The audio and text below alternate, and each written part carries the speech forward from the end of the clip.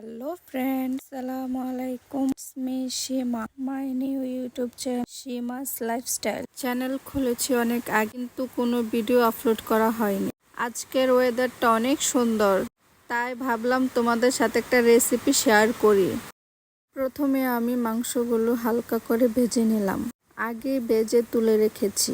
এখন কড়াইতে দিয়ে দিলাম আলুগুলো ভালো করে তেলে ভেজে নেব। পেঁয়াজগুলো কুচি করে নিয়েছি। আলুগুলো ভালো করে আমি ভেজে নিয়েছি। আলুগুলো তুলে নিয়েছি। সেম কড়াইতে আরেকটু তেল দিয়ে দিব। এখন দিয়ে দিব পেঁয়াজ কুচি। পেঁয়াজগুলো নেড়ে ছেড়ে হালকা ভেজে নেব। পেঁয়াজগুলো ভাজা হয়ে গেছে। দিয়ে দিব 2 টেবিল চামচ রসুন বাটা। দিয়ে দিব 2 টেবিল চামচ আদা বাটা।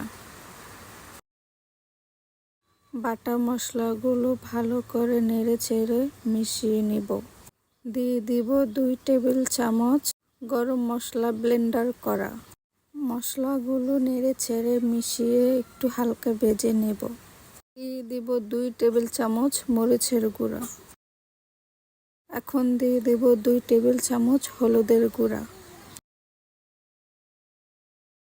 দিয়ে দিব সামান্য পরিমাণ লবণ। এখন মশলাগুলো একটু মিশিয়ে নিব। এখন মিশিয়ে নেওয়ার পর দিয়ে দেব হালকা পরিমাণ পানি। পানি দিয়ে এখন নেড়ে ছেড়ে ভালোভাবে মশলাগুলো কষিয়ে নেব। মশলাগুলো কষানো হয়ে গেছে। দিয়ে দেব ভেজে রাখা মাংসগুলো।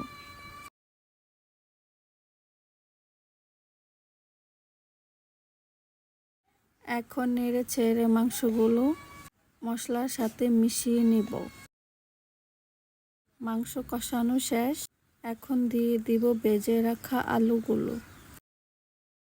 আলুগুলো মাংসের সাথে ভালোভাবে কষিয়ে নিব। মাংস আলু কষানো শেষ। এখন দিয়ে দেব পরিমাণ মতো পানি। দেখতেই পাচ্ছ পানি দিয়ে দিলাম মাংসের সাথে। এখন ঢাকনা দিয়ে ঢেকে নেব।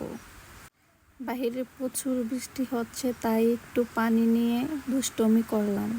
বৃষ্টিতে ভিজতে অনেক মন চাচ্ছে। বেবি আছে তো তাই ভিজবো না। ফিরে আসলাম। রান্না প্রায় শেষ। হালকাভাবে একটু নেড়ে ছেড়ে দিলাম। কিছুক্ষণ পর ফিরে আসলাম। আমার রান্না কমপ্লিট।